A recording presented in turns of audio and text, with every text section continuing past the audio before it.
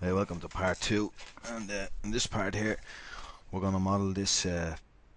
It's like the sort of, I don't know, plasma vent kind of thing underneath the barrel. So we'll start off with this. So we have our plane that we're going to use for this, and the way I'm going to model this. This is subdivision modeling, obviously hard edge subdivision modeling using Zmodeler. So it can be difficult sometimes to get you know, cutouts, holes, sections kind of retracted or taken out from the surface on a curved surface, without causing sort of denting and stuff like that. That's quite noticeable, and pinching. It's just the nature of subdivision modeling. So a lot of the times, if you can find a way to model something flat and then use parametric sort of modifiers, or in this case ZBrush deformation, like bend, taper, that sort of thing, you can model flat and then bend it procedurally or parametrically, and you won't have nearly as many problems. So let's put our money where our mouth is, and we'll just get this down here. I'm going to use size here. This is another thing I have obviously on the UI here. You can find that under deformation, size, or if you want you can use the transpose scale, but I just find it handy sorry, to have up here in my UI. Okay, so I'm just going to position this roughly into place, and I'm going to mask these, control click to invert the mask. So basically we're going to be doing a lot of this. We're going to be using transpose, move masking on selected rows of verts and things like that to move them around. It's the same as lasso selecting in your 3D package and moving around. At first I didn't really like the idea of it at all, but it's actually not too bad. So that's what we're going to be doing a lot of, so you can just get used to it. So the way I do it, just clear the mask. So say for instance I want to move this vert around here, I'll mask that vert, control click to invert it, and then we have that one isolated, rather than trying to do it the other way around. It just makes it easier.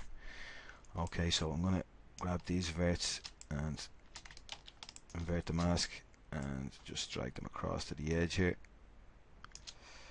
and I'm going to turn on put the fill mode up to 3.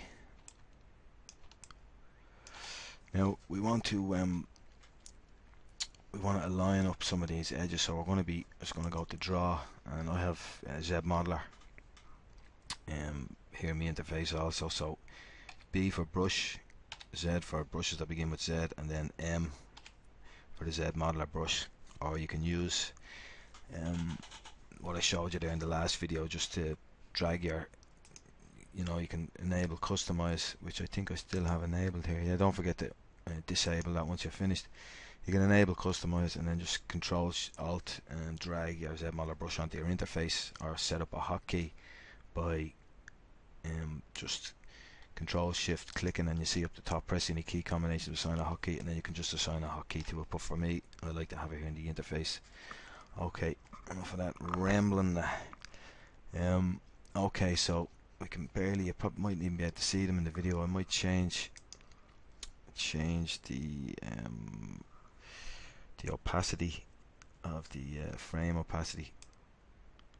Let's see if that'll make a difference. No, it's quite difficult to see the edges. I don't know if you're going to be able to see them in the video. I'm recording it in full HD, so hopefully you will. So first things first, I'm just going to mask out, clear the mask, mask these, control click to invert the mask, and I'm going to move these, holding shift to constrain them to the axis. I'm going to move these back to the center of where that circle is going to be, and now I'm going to clear the mask, and I'm going to just move these rows of edges up, invert the mask, and shift drag. I'll bring those rows of edges up, so I have where those two edge rows intersect, it's going to be bang on the center. I'll clear the mask and do the same here. invert the mask, drag down, and the last one down here, drag those rows, invert the mask, and drag it up slightly. So now we have our we have it lined up where we want it. So I'm going to just put this fill mode back down. So that's going to be where our sorry, I'll just leave it at 1. That's going to be exactly the center of our holes. So we put fill mode back up again, and we're in Zmodeler tool now. Switch back over, and I'm going to hover over an edge here, hold space or the right mouse button, and insert a single edge loop. I'm going to insert an edge loop here, because when I create the holes here in this mesh, I want to have a supporting edge just behind it there. Otherwise, when you create the holes, you're going to have stretched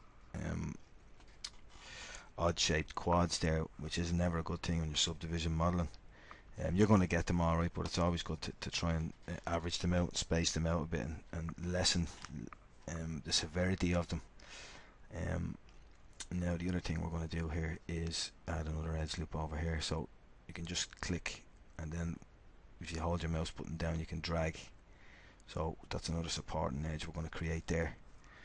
And now what I want to do is hover over vert, spacebar, and split. And I love this. This is brilliant. This tool in Zmodeler. It's holds for free. So one thing I want to do is I'm not going to go over all the in the other videos I have up there, went over all the kind of basics, and a lot of the tools are all explained in the documentation. What's new in ZBrush 4.7 that comes with your install, and also Joseph Trust has done a series of all the basics as well. So you can probably check all that stuff out. You know, we'll be here for Jesus weeks if I try to go over all that stuff. It's going to be probably slow enough as it is, because I want to go through it slowly. So I'll try and, you know, point out things as I go.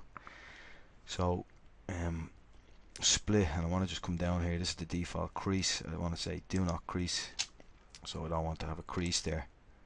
And now hover over the vert and just drag, and we'll create that hole. And then if you just, whatever action you've just performed, if you just click on the next target, so the next vert down, just click, it'll repeat that exact same action. So it's repeat last, click again, and now if we come to fill mode 1, you can see there, that's the holes that have been created. Right, so the next thing to do now is like, there's no point in trying to, you know, do the same thing over here when we can just use symmetry. So what I'm going to do now is I want to grab I'm going to actually grab the lasso, select lasso tool. I'm just going to close this down, select lasso, and I'm going to just select all these faces, holding Control and Shift, and then press Alt, and that'll hide them. And then delete hidden. I've deleted hidden on my interface here as well. Excuse me. And then finally I'm going to get rid of these and these.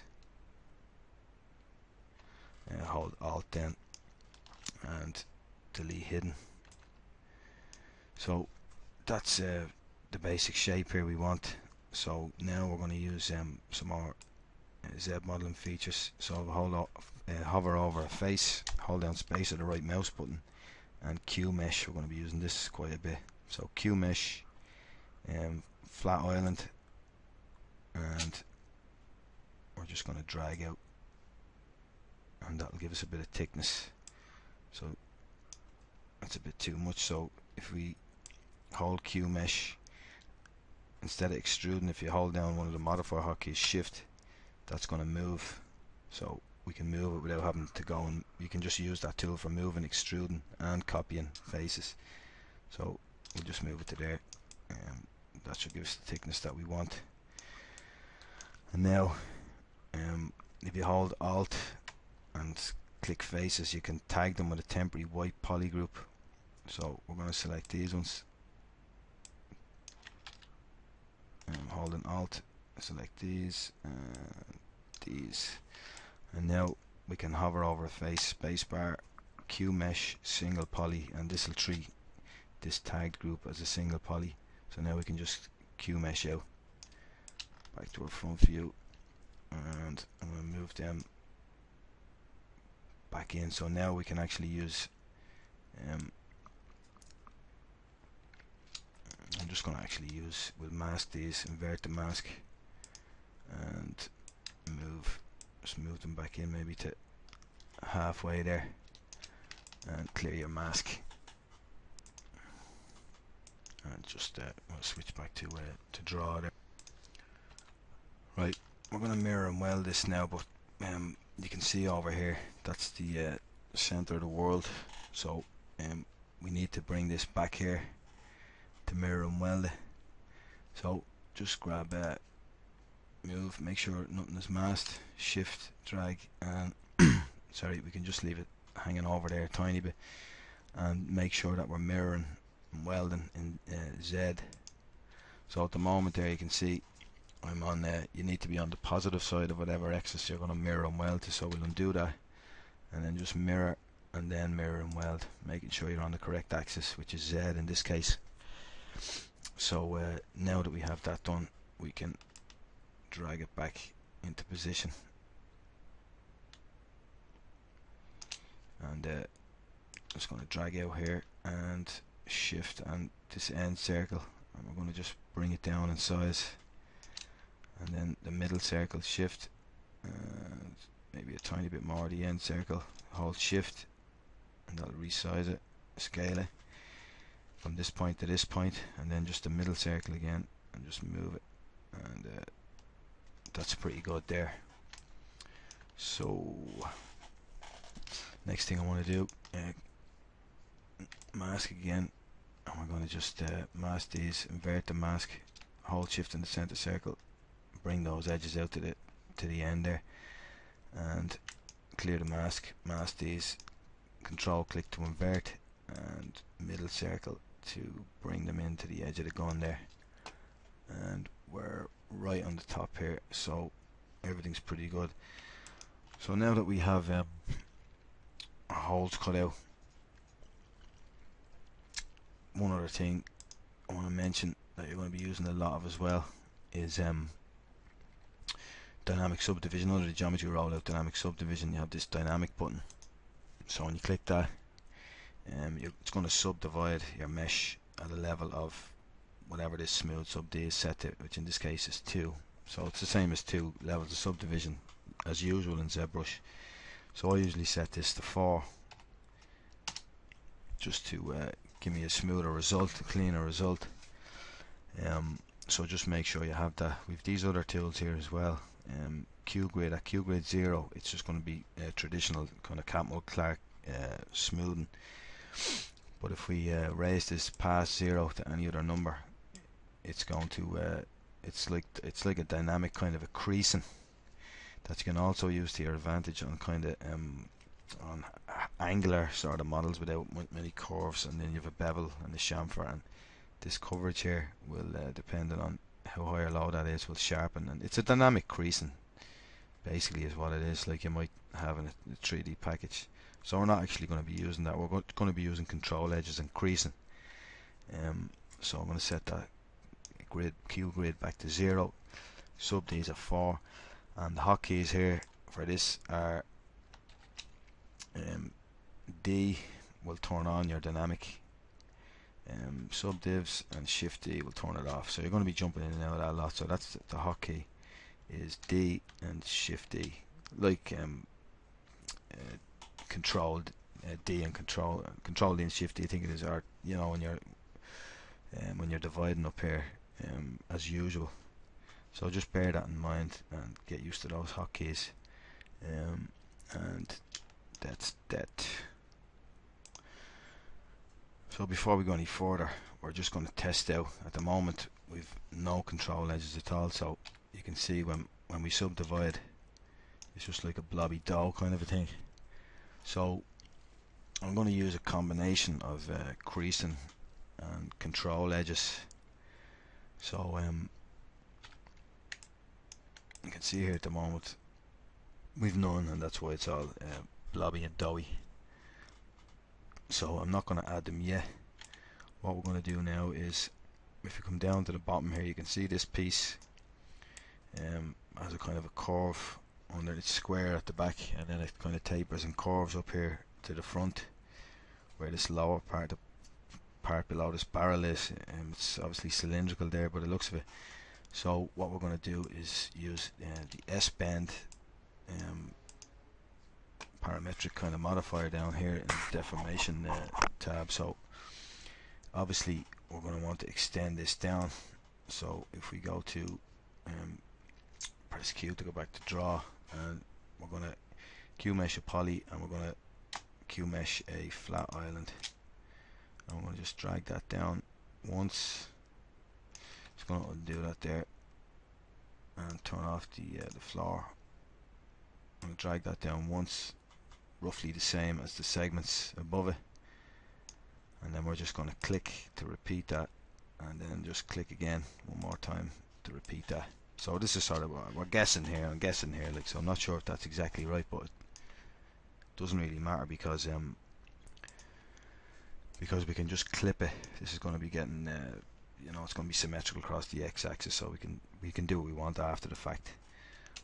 So now what we want to do is we're going to mask off this section here. So if you look at the turn the floor back on, look at the reference, you can see here that this lower circle is kind of curving, so that's why it would have been, you know, a little bit difficult to create this without pinching on the curved surface. So this is an easier way to do it. So what we want to do there is mask that section there, and come down to S bend. I'm just going to undo that and rotate around.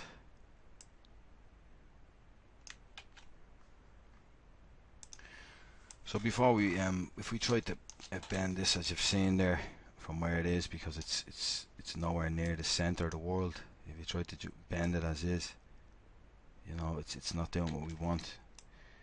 So what you have to do first is just click this S pivot button, and that's going to center it up to the world. And now when we use S bend, it's going to bend as we want it to bend. So we want to mask this top section that's going to stay flat, and then use S bend, and that's going to give us what we want. So you can see there what we have, and if we clear that mask, move, and then we can move it back here, and again here's the center of the world on that axis.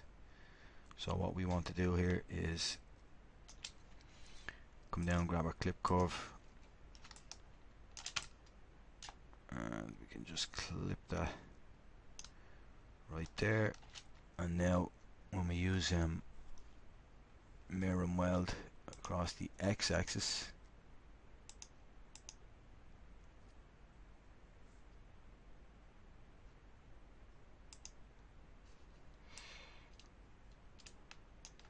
I'm going to tidy this up here first. So use our mask tool again, invert the mask, and then we can just pull that down.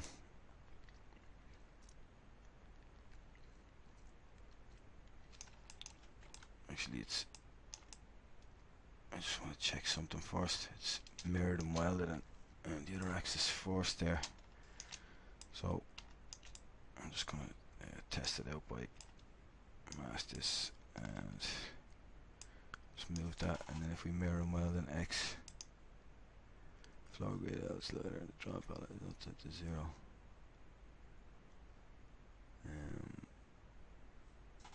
Hang on a second, I'm just going to sort this out here for a second. Sorry, yeah, I just wasn't sure what was going on there. If you get this, when we tried to mirror and weld here, if you get this pop up the floor elevator slider, you can just say yeah, always skip, because it's set to -1 because of the reference. The reference is set back away, so it's not in the way here, the center of the world. So if that's set to 0, it'll be in here, it'll be in the way, so don't worry about that. Just press yes when you get that warning. And yeah, so we can see there now, as I was testing there, the mirror and weld is working the way we want it to work. That's the way we're going to want it to work. So now that we have that done, we can clear the mask, and we can just move back down into position. Now it's going to be slightly different to the way we originally had it set up because of the nature of the way we bent it.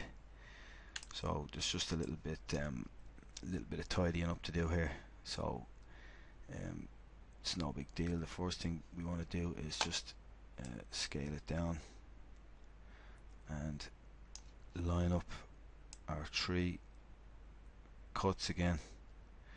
Now they're not lining up perfectly because of the way it bent, but I wouldn't worry about that too much. We have them in place, and they're pretty much correct with the ref, so we'll be happy enough with that, you know.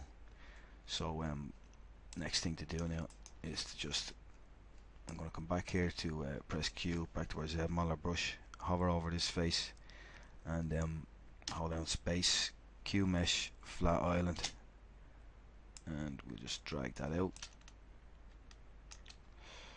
And we can use the clip curve here and clip it back to where we want it. So, you know, we could change fill mode, and it's pretty much bang on there. Maybe clip it a tiny bit more. Yeah, and that'll do us there. And I'm just gonna mask here, invert the mask, and move that into position there where we want it. Now if we come in close here, we can see that we have an edge loop right where this part sticks out, so that's good. So back to draw, stick the fill mode back down again, clear the mask, sorry, put it to 1, clear the mask, and now I might actually just grab this point, invert the mask, and move it up just slightly to match the ref, and clear the mask, and we can press X and turn on our X symmetry, and back to draw, and we can just we'll tag these faces, and sorry, I'm gonna have to change this to single poly, tag those faces and just drag them out there where we want them, and now we can move them again. So invert the mask and drag them into position, and that's pretty much that. Now the next thing that we want to do is we want to get this curvature on the front here. So you could try and use the taper here, or you could just we could just manually do it with the transpose masking. So that's the way I'm going to do it here, with the transpose masking. So we'll mask this section here. Another thing I want to do is I'm just going to Q to back to draw mode and insert edge loop. I want to get rid of these because when I was messing around with this mirror and weld earlier on, I added these in. So you can just press if you press Alt and insert edge loop, you can just that'll get rid of edge loops. So Alt, not a big deal. Right, so we've gotten rid of them, and the next thing we want to do now is yeah, as I say, shape these here. So mask that out, move, invert the mask, and just draw that anywhere. And let's see, probably, yeah, sorry, another thing that we can, another handy tool to use, I could have just taken those edge loops that it added in and use slide to slide them along, but because they're broken up here between these, I wouldn't have been able to, I'd have to slide them all individually between each of these holes. So what we can do here is we can use the slice curve to our advantage. So that'll just slice all the way through everything, and we can just add I'll add one here in the middle. Actually, I'll add one, yeah, I'll just add one in the middle, And now we have a bit more geometry to play with. I'm just going to undo that because it wasn't entirely straight. So yeah, we'll slice that there, and now we can use our mask again, and it starts to bend there. Invert the mask. Let's see now, where's the ref? I'm just going to bring it to, I just want to turn the fill mode all the way up. I have to actually include that. Yeah, sorry, that's bending as well. Obviously in the ref here, so invert the mask, and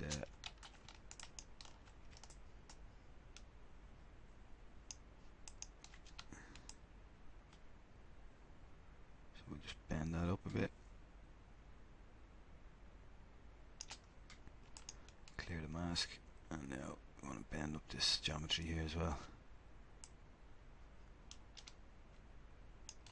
Invert. Actually, you have to pull more of that up here, so let's start up here. Clear the mask, and you'll take this, invert the mask, bring that up, and finally clear the mask, invert it, and bring these up.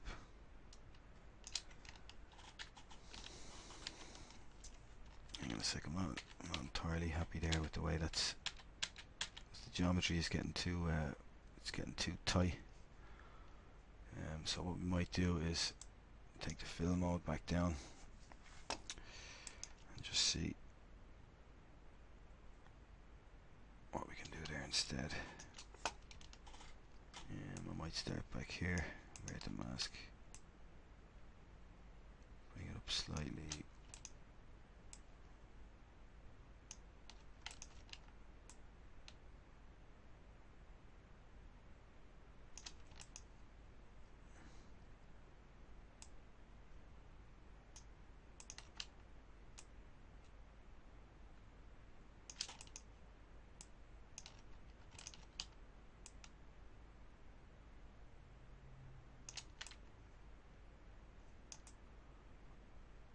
Nasty. I want to grab these as well here. So grab these, invert the mask,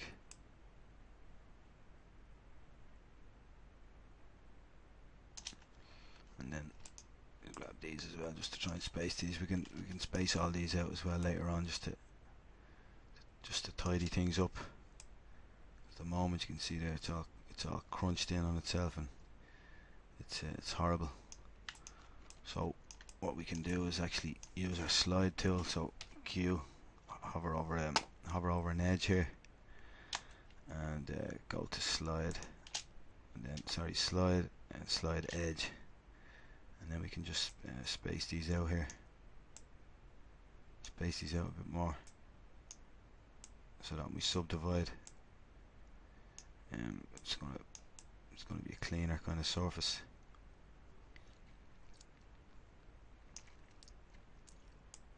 Bring these down a bit, and then we can also hover over a vert space and do the same thing, slide. So what slide's doing, as opposed to moving, it's constraining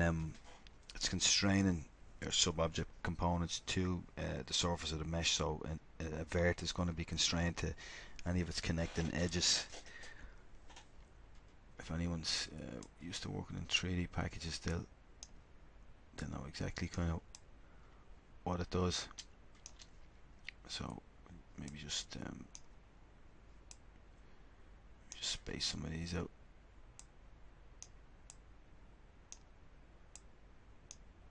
And this is also dependent on the size of your brush, so I'll just bring the brush size down, space them out a bit more, and it's just that nasty pole there. Yeah, yeah, it's not too bad. As I said, we can tidy some of this up later on when we have it creased and a few control edges in and things, so we get a better idea of the final shape. Right, so that's that done. Now I know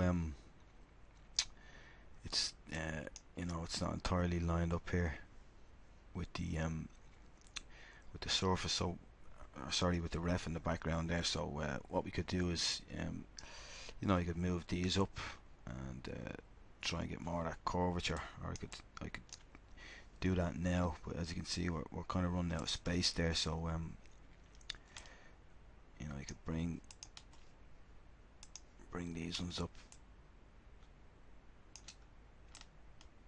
maybe bring these up, and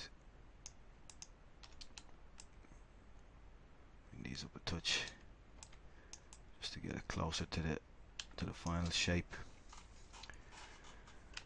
So we'll just clear that mask and back into draw mode. So we basically have our shape here, the shape we want. Just a matter now of adding control edges and creasing. And one other thing we're going to do here first, I'm not going to worry about this too much at the moment. One other thing we want to do is on the gun, I'm not sure, it seems like the bottom goes in a bit, but I suppose we have it in there, so yeah, we'll that's what we'll do next actually. I'm going to just move this, I'm going to move this vert here, because it looks pretty nasty. So we're still on slide, just slide that down.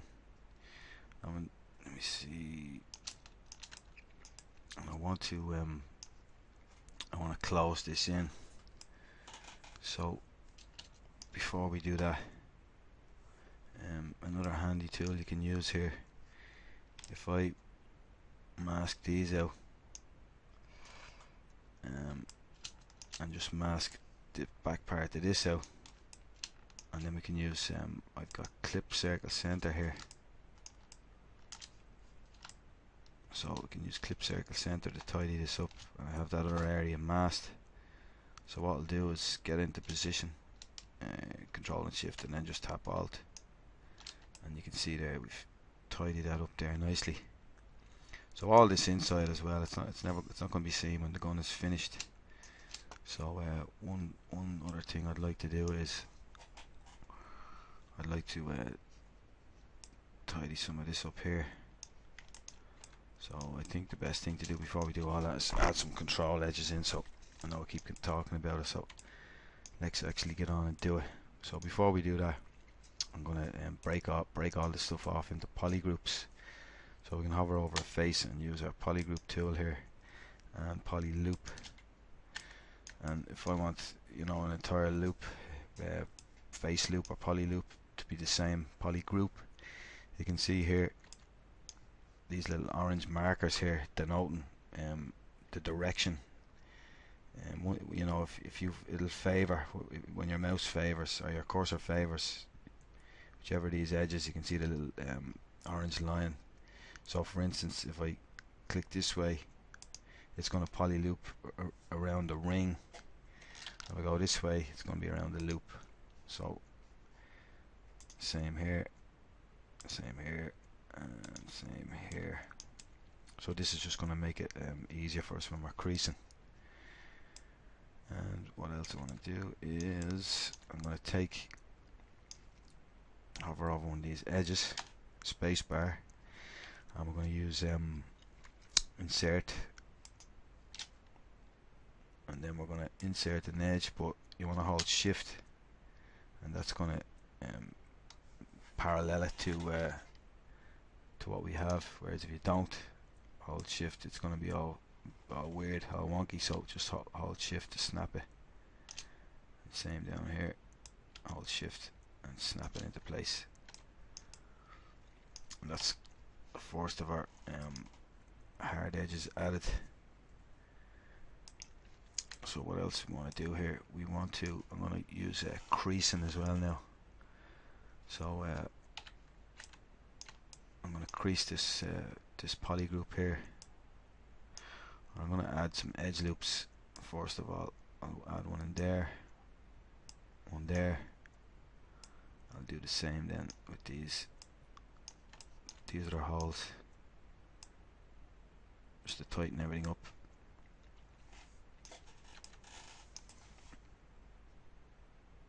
If you press into dynamic again, you can see how much tighter they are. And obviously, the tighter your control edges, the tighter the result, the sharper your result. So what we could also do here is hover over a face, space bar, and then crease. Come into crease, and what we want to do is we want to crease polygroup island and polygroup border, and then we can crease. And now you can see obviously the difference between this and this. So that's pretty harsh there. So you know, I think I'm going to leave it at that. I'm not going to put those creases in because it's a bit too harsh. And one other thing, let me see, we've already done that. Yeah, we've added in these loops here. These are why we added in with the slice curve these control edges. If we hadn't got these here, this will be trying to pull towards this, will be trying to average itself, and you wouldn't get as defined. It could be that sort of doughy shape that we saw earlier on. So next, what we want to do is I'm going to tidy some of these things up here. So we can just use our if we hold space over the point over a vert and just use the move, regular move, we can just kind of eyeball it here, just to give us a better result than what we have there. So who says it? Pushing and pulling verts was dead and buried, huh? Now I'm just using the shift smooth there just to smooth that out, which is another kind of thing you can do. So the other thing I want to do now is I'm just going to hold Alt and tag these faces, and then we're going to spacebar Q mesh single poly. I'm just going to bring these in, and it's going to go weird.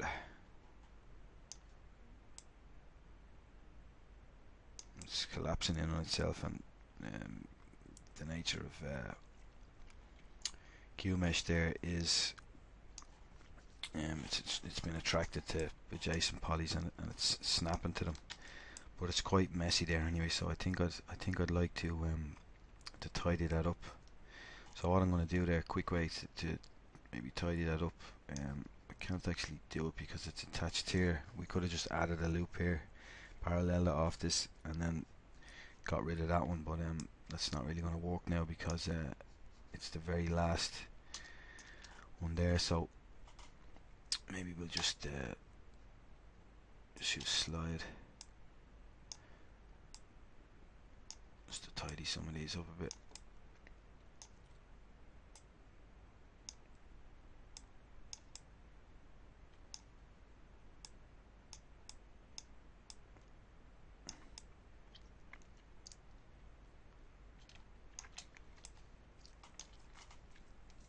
So if we wanted it to be flat, what we could do is we could just go back to vert again and move, and you could just manually sort of move these up, symmetry on, so it doesn't take that long, and we just sort of manually move them into position just to flatten that out. And now if we Q mesh, it gives us a much better result, and then we can come back in here and just hover over a point and slide and just space some of them out. As I say, it's the inside here isn't going to be seen because it's going to be obviously inside the gun. Right, so you can see there we've got a bit of weirdness here, so instead of trying to fix all that, we can just grab our clip curve and we can just clip that till we get what we want. And I'm going to just move this out, and maybe move some of these points.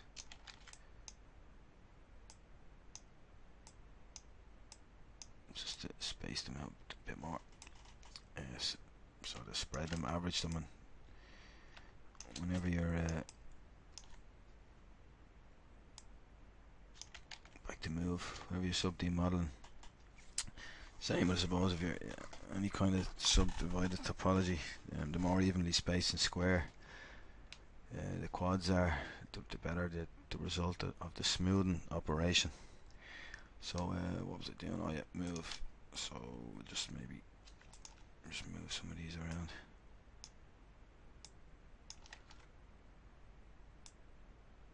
A bit more.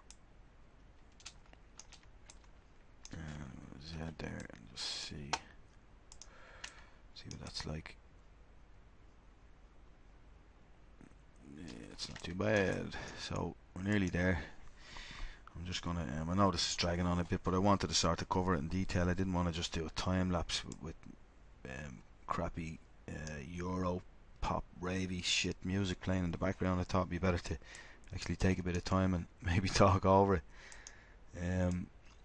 So yep, now we're gonna add some creasing. So another handy thing you can do here, see these I could just crease flat island here, but I'll show you how to just if you want to copy and paste polygroups from one face to another, what you can do is select the polygroup, a single poly, and then you can just click and hold your mouse, shift, and then just click on another one. So click, hold, tap shift to copy it, and then just click on the one you want to paste it to. So that's that. Now I probably want to yeah, so I'll shut up now for a minute, and I'll just get going on the creasing. So spacebar over a face, you can crease edges and faces. So we'll start with faces, polygroup island, polygroup border, and we'll just start creasing. So that's creased all the way around there. We already have creased these from earlier on.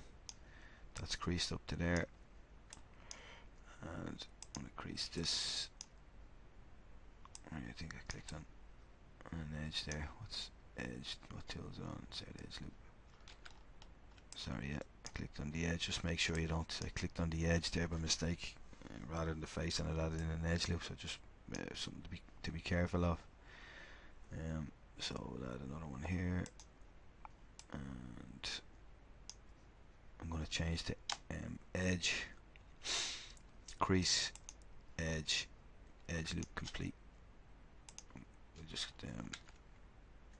sorry, that's it's the edge is gone this way, so I want to let me see, where's that going to? Yeah, sorry, I'll crease the faces instead, and come around here. Crease. I'm just going to turn off that floor for a minute because it's annoying me. Now what else do we need to crease? Right, so if we hover over an edge and we just want single edge, so crease that, and symmetry's on, and then we'll see where we're at now. So you can see here we've an edge creased here. We don't actually want that. If you I'll just turn the turn this ref back on again. You can see that kind of these two are kind of curved a little bit. They're not exactly sharp, so I might just leave a little bit of a curve front and back there. So we'll turn our polyframe back on and get rid of the reference, or sorry, we can leave that a 1 and turn off the floor. Yeah, so what I'm going to do now is just going to crease edge, hold alt, and that'll increase or decrease it. But I think it says decrease, but I think increases. No, sorry, I said decrease. Will we leave that sharp, or yeah, we'll leave that with a bit of a curve on it. Leave that with a bit of a curve, yeah. So I just want to check once more. Don't really like that, so I might just sorry, I'm going to just add a control edge in here just to, so it's not as kind of curved, and maybe the same at the front here. Z. Yeah, that's better there, I think. So yeah, we're nearly there. Now one other thing to do, pretty much have the shape. I might just come over here and do the same thing I did earlier on. I'm just going to mask, and then we'll use a clip circle center, drag it out, position it, and then just hold alt just to clip that out a bit there, clear the mask, and yeah, we're looking sorry, we're looking pretty good. Not too many dents in the mesh, it's pretty smooth. So one more thing I want to do now, I'm just going to bring the ref back and bring it up all the way. You can see here at the back, this next piece that runs into it is a square piece. So we want to square up the back. So let's do that now. So I'm going to just turn off the floor again and polyframe on, back to our cage mesh. Okay, so what we want to do here is basically just square these down. So I'm going to just use I'm going to change my mask over to mask lasso lasso, and we're going to start squaring from here. So we just mask that, invert it, and just shift middle circle, transpose it out, clear your mask. Oops, sorry. And just get rid of that transpose line. So clear your mask, mask again, invert the mask, and square that out. Same again. Now I think you just want to make sure to, if you're in transpose mode or move mode, just make sure you start your mask out in the canvas here, and then you can move it in with spacebar, because otherwise, you know, you'll drag out a transpose line.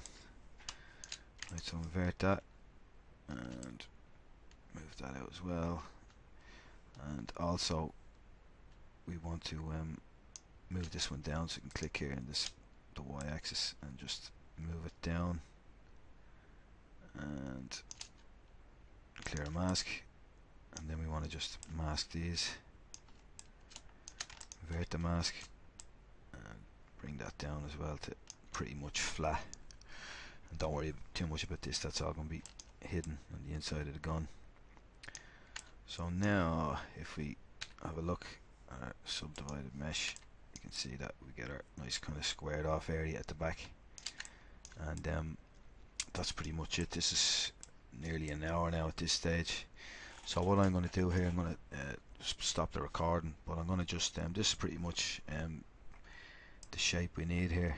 So we'll add this sort of front part in maybe when we do the barrel part of the tutorial. So all I'm going to do now is you know, if you want, you can go ahead and tighten some more edges up using the techniques I've shown you, or I'm going to show something later on.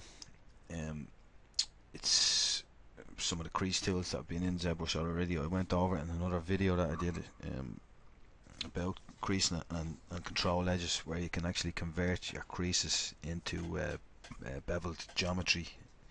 Sort of bakes it in as geometry into the mesh. So I'll show a bit of that later on maybe.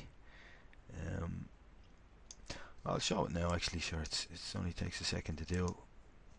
Just come down here to geometry, and crease, and then you'll see here, this is what we're looking for here, this bevel button with proportional width. So proportional width, you want to make sure that's checked. It'll parallelize your edges when it bevels them. So this I think is a bit much too big for the default. We'll have a look. So you can see there, no, it's actually perfect. It's after softening up anywhere where it was creasing. So I'll change that to maybe 0.03 and bevel, and that's a nice little bevel we've added on there. And if I come back here, you can see that it's actually baked all our creases down into, see, we didn't have a crease here, so there's no bevel, so it has converted our creases into geometry. So it's a very nice tool that works in conjunction with your crease. It's a really nice tool, especially for this sort of subdivision modeling. So I'm just going to undo that, and I'm going to leave it at that, because I can always come back and do it later on or whatever, you know. So that's pretty much it. As I say, I'm going to tidy up a few of these little, there's a bit here I'm not happy with. I'm just going to choose this mass shiny that comes with 4/7. I think Michelangelo or Miguel Angel Hernandez, it's his material, so nice one to him. It's a really nice material for viewing these kind of hard surface metallic sort of pieces. So that's our first part made. Sorry if it was dragging on a bit long, but as I say, I wanted to cover things sort of slowly and in depth and step by step, rather than, as I said earlier on, the Euro trash rave shit music in the background of a 2000 times speeded up video. Not that they don't have their uses either, but you know, it's nice now and again, I suppose, for people to get an actual tutorial where someone's explaining what the hell's going on, without getting an epileptic fit from how fast things are going by on the screen. Alright then, enough waffling, and I will sign off, and we'll continue on the next part. We will make, let me see, I'll just bring the floor back. Yeah, that's one of the kind of most difficult parts to make, I suppose. The rest of it's quite straightforward, so I think we'll make this part next, that goes in behind the plasma vent barrel, or whatever the hell it's called. I suppose I can call it anything I want, because it's a Warhammer.